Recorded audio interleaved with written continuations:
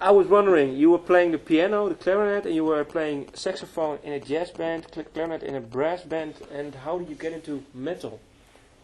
What was your metal big bang?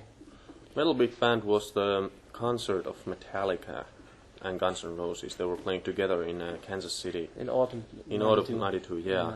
And that was really the turning point for me. It just happened like that in one night, because until that, the hardest stuff that I was able to listen to was like Queen or old Gary Moore. I wasn't really into this heavy stuff at all.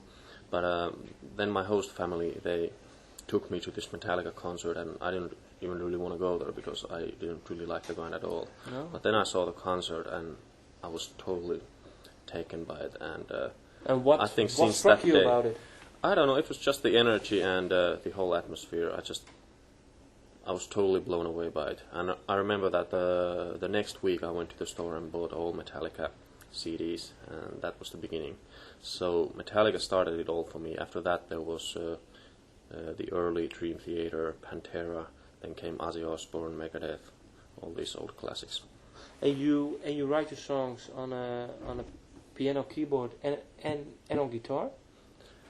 Yeah, actually I picked the guitar for the first time for this new album, and I think that's one of the reasons why the new album is a little bit more guitar riff orientated, because I use the guitar much more in the songwriting process already.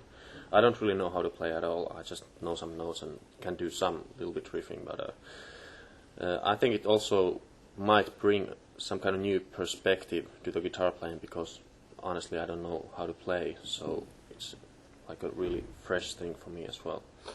But the keyboard still is like the main instrument that I'm doing the songs with. But I think it's maybe... I think most metal bands, they write their songs on guitar. Mm-hmm. Isn't it hard? How do you make songs on a keyboard for metal? Can you explain it? Do you hear the guitar, or do you improvise and say, well, this part you have to play on a guitar? How do you? I just pretty much hear the whole thing in my head already. Sometimes I have a very specific riff of what I want the guitar to play, and sometimes I just have the basic idea that the guitar should be doing some heavy riffing here, but I don't know what. So in that case I just leave it up to Empu to come up with a good riff.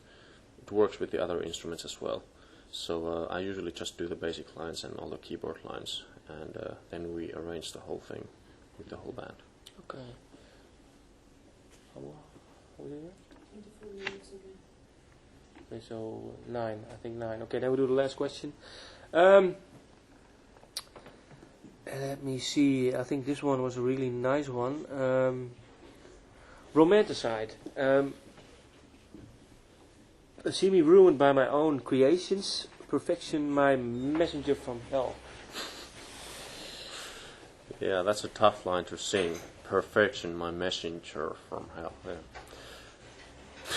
yeah, it's I'm a perfectionist, and I think I can speak for the whole band that everybody has this perfectionist type of person inside of them. So we really want to do everything as well as we can, and even better. And that can get really hard sometimes. When is it hard then? Because you know that this song or this line or this riff isn't quite right. It should be better, but you just can't figure out what's wrong with it. And it's the same with writing lyrics. I write the lyrics over and over and over again many times because it's just not perfect. And it still isn't, so that's what really pisses you off. So that's why perfection is the messenger from hell. But isn't it also sometimes that do you believe then in the thing of spontaneity? Because sometimes when you write your lyric on and on and on, and maybe then it's really nice, but then you lose the spontaneity in the music and in the lyric. Do you believe in that, or? Yeah, that can happen as well. But I still believe that the more you work with the song, I think it gets better. At least that's the way it works for me, I've noticed. Okay. Just more work and work and work and more ideas, and just be open about it, and it ends up being the best way. And if all of you are perfectionists, and maybe it's better if one person isn't that much of because then you can mellow out more, because I think then you have also sometimes arguments or not. We get along pretty well, actually. Okay, I know, because when you're all I was wondering, the song, the Finnish song, what does the title mean? Well, it's translated into Death Creates an Artist. It actually sounds better in Finnish. Yeah? Yeah.